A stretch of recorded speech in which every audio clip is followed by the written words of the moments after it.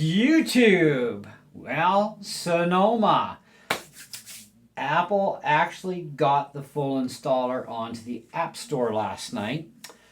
Now, I'm going to tell you, if you're going to make a USB bootable OS, at least have enough respect to get a good quality stick. Okay? I mean, I tried with one of these things called Vital, and it said it was successful, but it wouldn't boot my Mac, wouldn't even be recognized.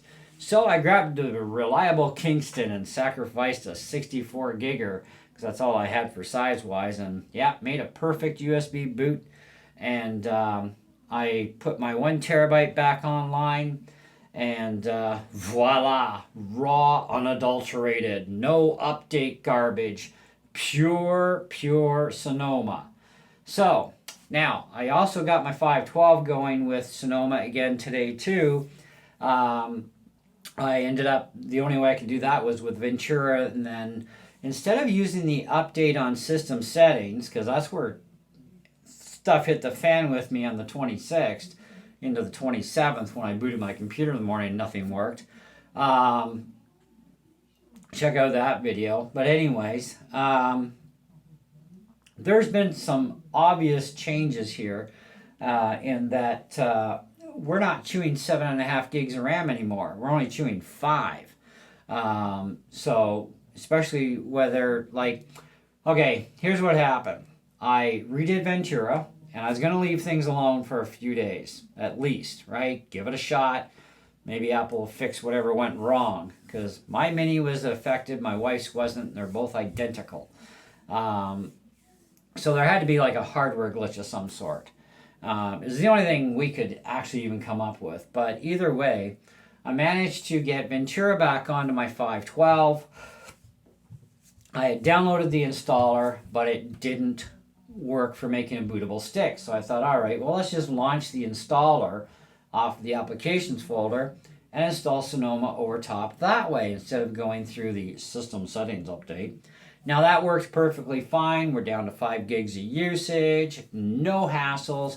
I've had 4 shutdowns completely and rebooted and signed in, and no hassles this time. Because for me it was a sign-in hassle that all hell broke loose.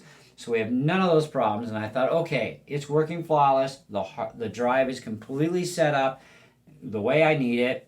Everything's all up to date, GarageBand and Logic and all that on my 512. But I thought, you know what? Not good enough. I want and prefer my 1 terabyte external as my boot drive because it gives me a terabyte so I can put more programs on, right? And of course, I also have a 1 terabyte dump drive, which has also been since duplicated as well, once again, so that it's identical too. So if anything happens to it, I've got a backup ready to go. I just got to get another case for that drive because now that drive is outside of a case.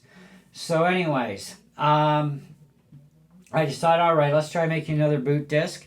So I made one with a Kingston stick, worked absolutely perfect, popped it into the USB on my Mac and fired her up. Now, of course, you do have to still do the whole push and hold the power button until that menu comes up with your drive icons and options and all this stuff. And I said, all right, well, I want the USB. Yes, let's go. Let's get on with the program. And it fired in no problem. Format the drive. Fired in Sonoma as a pure version. No upgrade to Sonoma. Straight out Sonoma. And so far, everything is working absolutely perfect. No hassles, thankfully. Okay. Now, I want to talk about a few neat little things in Sonoma. One of which is, let's say you got an app running, okay? And that's cool, we got an app running, we're fine, we're playing with our app, that's all right. We want to have another app going because people just do this anyways. And, well, let's see, what are we going to fire up? Well, let's just fire up iMovie, what the heck, right? Okay, so we got iMovie fired up, no big deal. And what we're going to do is we're just going to go over to the side over here and just click, and everything disappears. It's like, wow, that's kind of interesting. And so one is up here and one's over here, but as soon as you click on This, of course, that's the bigger one, so it's going to show first. If we click up top, it's still going to be the bigger one first. So, but if we go in behind this, what we're going to notice, they're both up. So if we go back again, boom. Now this one shifts over to the right, that one's over to the left. Click that one, they both show up. That's kind of a really neat feature. I think that's kind of interesting, okay? Anyways, let me just resize this back to where it's supposed to be. But that's kind of neat, you know, as long as you've got a blank spot on your desktop anywhere, you can actually do that. I don't get the whole point behind it, but it does work. It's too bad you can't just do one at a time, though. That would be ideal. If there is a way to do it, let me know in the comments below, because I'd like to figure that out myself, too. I haven't really dived that much into Sonoma yet, but I did figure out a few interesting things, so that was one of them. Now, the other thing is wallpapers. You can have the same wallpaper as a wallpaper and also have it as a live motion thing with what they give us. So I haven't tried to use this as a live because I'm not sure if it would work, but we'll have to figure that out another time. However, I do like their live system here where this is like full motion and it goes through the scenery and it's like, oh, this is so cool. I wonder how far it actually goes. You're going to be sitting here for a while to figure that out. But wherever you stop the screensaver at, like right here, boom, we're back to the desktop, no problem. Go back to the screensaver. It picks up right where it left off. And that's kind of really cool. And they got a lot of really interesting wallpaper / screensavers, and any of these you can download to use them as static or as full motion for your screensaver. So that's really neat. So I'm not sure if we can do the same thing to just regular pictures or not. I haven't tried that yet. Give me some time, okay? However, most important thing here is everything is working 100% back the way I prefer it, with the external 1 terabyte as being my boot drive. And because, you know, I want to have more and more programs accessible. Now, once I got the 512 reloaded, I got, you know, GarageBand in there and Logic.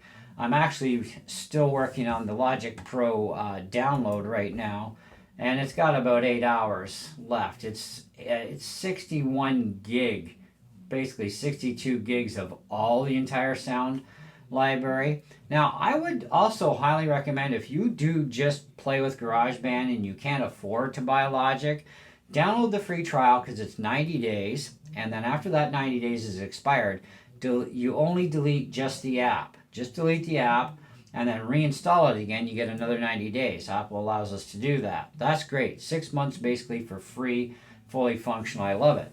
The other benefit is once all your trial period runs out, you've installed all of those sounds, between GarageBand being maxed out with sounds, this being maxed out with sounds. They share sounds with each other. And even though you're going to end up having to delete the app after that whole, you know, total time period, you don't lose the sounds. They will stay in GarageBand no matter what.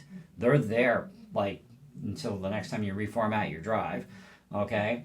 But they're there, so you get that benefit of so many more sounds that you normally do not have access to. Because GarageBand is only going to give you like 13,000 sounds, like maxed out, where with Logic you get over 29,000 different sounds. These are everything from MIDI instruments to sound effects to drum kits to you name it. Whatever's in there, it's there. And so you'll always have those sounds, even though, oh, my time ran out and I still don't have $250, right? I get it. I'm broke too, so, you know, I just run the trials as long as I can. The other nice benefit too is every time you reformat your computer, you can also re-download this and still use it. So you can keep going on and on with this, at least until Apple catches on, I guess, what some of us are going to end up doing. But the thing is, it works, all right? Now, the fact that we're down to 5 gigs of RAM is also another big thing, okay? Originally, I was seeing 7.5 gigs of RAM when I initially did this, and that's going as an update. Like, there's something wrong with this. Now, that actually has tipped me off since redoing with a new copy of Ventura, and then, of course, going into Sonoma. And now I'm only using 5 gigs all of a sudden on boot up. So there was definitely something, I think, wrong with my original Ventura. I mean, it's been on there for a while, right? And all I did was the upgrade originally, which is where all hell broke loose. So there's something software, I think, related, but I'm still not quite sure. But, I don't know. But good on Apple, though, that they finally got last night having the full installer of Sonoma actually on the App Store to download. And you are better off, by the way, to do your upgrade from downloading the installer. Do not do it from the system settings, because I think that may be another part of the glitch, right? Because that was just an upgrade that we got initially. Now, if you download the full installer, you probably get a better result. Well, it seems we do, because I've had no screw up since doing it that way. So I figured, well, now that we've got that, the 512 is loaded and on standby in the background where we don't see it. That drive is kept invisible and out of use. So this time I figured, well, let's just do a regular raw install. No upgrades, no previous copies of anything, naked hard drive, well, SSD. And yeah, it's perfect. It just works without any trouble whatsoever. So anyhow, that's pretty much what I got for you on the update. Now, there have been other issues people have had with their Macs with Sonoma. That may be just as nasty as what I went through, maybe far worse, I have no idea. Apple just told me that they did have some reports of people going panic freaky like me, but they didn't say what those reports were, and I didn't really get into it with the guy. We were more concerned trying to get my computer back to normal at the time, so I don't really know what's going on with who, but at least I've been able to resolve my issues. So if you've run into the same problem as me, at least now you know how to fix it all, okay? It's just stupid. I don't know how this ever happened, but it seems to, but whatever. It is what it is. And so now I got to learn more all about Sonoma, and as I find some interesting things out, we'll maybe do a couple of videos here and there. But otherwise, yeah, I'm quite happy everything's back online. And now I can go watch Netflix for the next, now we're down to 4 hours. It might actually go faster. Holy cow. We still got about 56 gigs to go. I'm going to go watch Netflix for a while, do something different. Because I'd rather just have the computer tied up with the download of the Logic Pro. I still have to do GarageBand later. It's going to have some of its own stuff that it has to do for essentials. And then we'll see where we're at with anything extra to do. Because I've never done this backwards before. I usually do GarageBand first and then do Logic. This time I'm doing Logic first because I'm kind of curious to see how things work out as well. But anyway, and if you want to try Final Cut, you can download Final Cut for free trial as well. I think you can do that one twice too. I'm not quite sure. But I prefer DaVinci Resolve myself over Final Cut. That's just my preference. And I like iMovie. So those are the two main editors that I use for videos. But anyway, that's what I got for you on this one today. Thanks for watching. Let me know what you think in the comments below. Let me know what issues you've come across, if any, with this whole Sonoma thing. Because yeah, it's kind of funky. It's a hit and miss, you know what's going on here. So anyway, catch you next one. Ciao.